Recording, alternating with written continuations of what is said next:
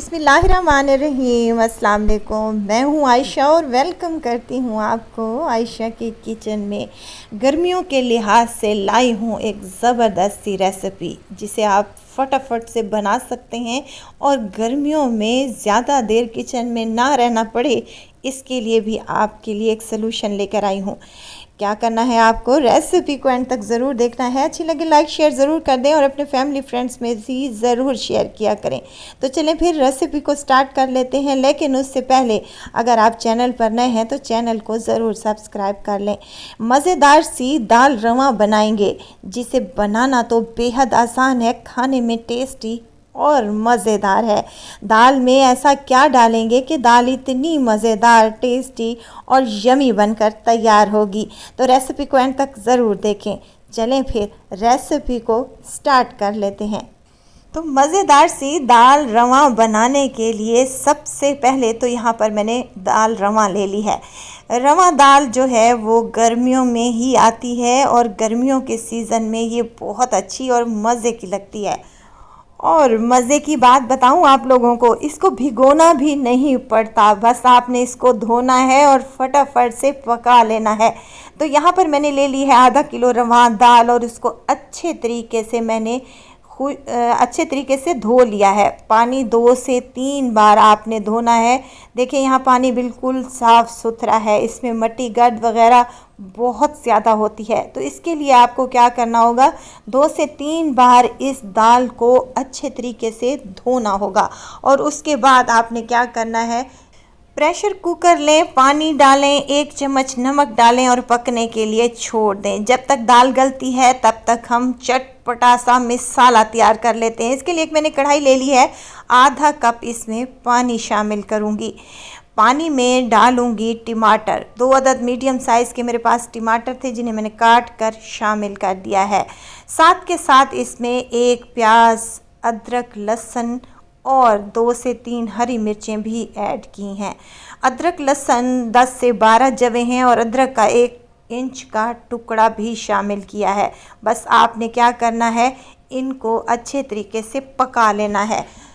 प्याज सॉफ्ट हो जाएं, टमाटर भी सॉफ्ट हो जाएं, तो उसके लिए आपने इसको कवर लगाकर तकरीबन 5 से 7 मिनट के लिए छोड़ देना है।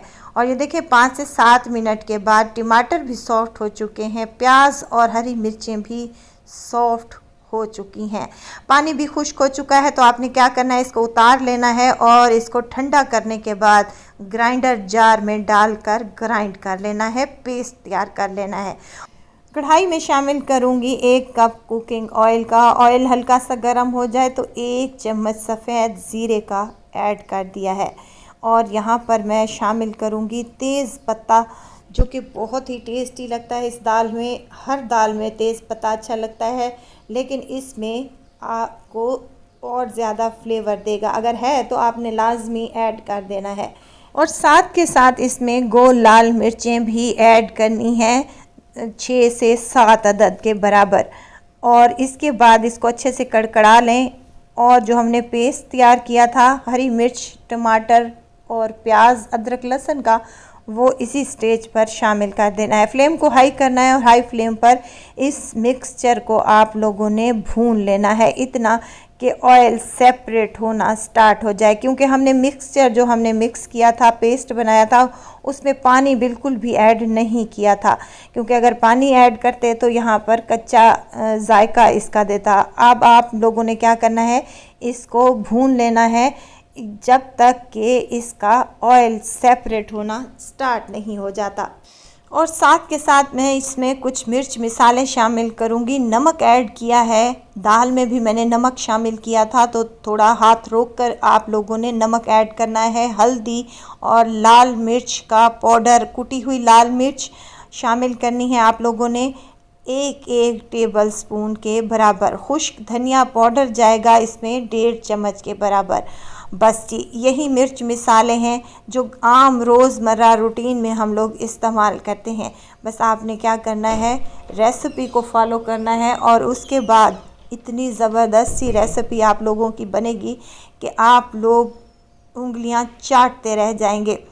मसाला हमारा अच्छे से भुन चुका है और ऑयल सेपरेट होना स्टार्ट हो चुका है। इसी पॉइंट पर आप नमक वगैरह चेक कर लें। अगर आप लोगों को कम लगे तो आप इसमें और भी ऐड कर सकते हैं।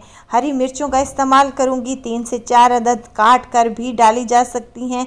हमने पहले पेस्ट में भी डाली थी तो इनका जायका बहुत ही अच्छा आता है। मसाला भुन चुका है तो यहाँ पे मैं जो दाल रवा हमारी भीगी हुई आप लोगों को मैंने दिखाई थी और फिर बॉयल की थी, यहाँ बॉयल होके आ गई है। और यहाँ मैं आपको चेक करवा दूँ कि दाल कितने % तक गली हुई होनी चाहिए। ये देखें, दाल ऐसी गली होनी चाहिए कि इसका दाना तो बिल्कुल परफेक्ट तरीके का नज़र आ रहा हो, लेकिन दाल अंदर से अच्छे तरीके से गली हुई होनी चाहिए।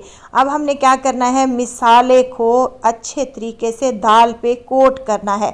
इसके लिए आपको क्या करना होगा कि आपने हाई फ्लेम पर इसको 2 से 3 मिनट तक अच्छे तरीके से भून लेना है। देखें, यहाँ पर बिल्कुल भी पानी खुश्क हो चुका है, पानी नहीं है। अगर आपने इसमें पानी ऐड करना है और इसको हल्का सा आपने रसीला सा रखना है तो आप इसमें आधा कप पानी का शामिल कर सकते हैं। लेकिन आपने मसालादार सी भुनी हुई रवा दाल बनानी है तो इसी स्टेज पर आपने इसकी फ्लेम को यहाँ पर ऑफ़ कर देना है। दाल रवा हमारी बनकर तैयार हो चुकी है। झटपट से और फटाफट से डालूंगी इस पर हरा धनिया बारीक कटा हुआ। मज़ेदार सी और टेस्टी सी दाल रवा तैयार है। अब चाहे आप इसके साथ ले लें उबले हुए राइस या फिर रोटी चपाती। तंदूर की रोटी हो तो और भी ज़्यादा बेस्ट है। आप इसके साथ सलाद भी तैयार कर सकते हैं। प्याज और लीमू का कॉम्बिनेशन बहुत ही कमाल का लगता है इन रवा दाल के साथ। तो आप भी अपने घरों पर इस गर्मियों में रवा दाल बनाएं। यकीन करें, आप जब एक रोटी खाते हैं तो आप 2 रोटियां खा जाएंगे इस दाल रवा के साथ, अगर आप मेरे तरीके से दाल रवा बनाकर तैयार करेंगे तो ज़रूर ट्राई कीजिएगा। दुआओं में मुझे ज़रूर याद रखिएगा। खुश रहें, खुशियाँ बांटें। इजाज़त चाहती हूँ, फिर आऊँगी इंशाल्लाह एक नई और मज़ेदार सी चटपटी रेसिपी के साथ। आयशा को दीजिए इजाज़त। अपना बहुत सारा ख्याल रखिएगा। दुआओं में मुझे याद रखिएगा। अल्लाह हाफिज़।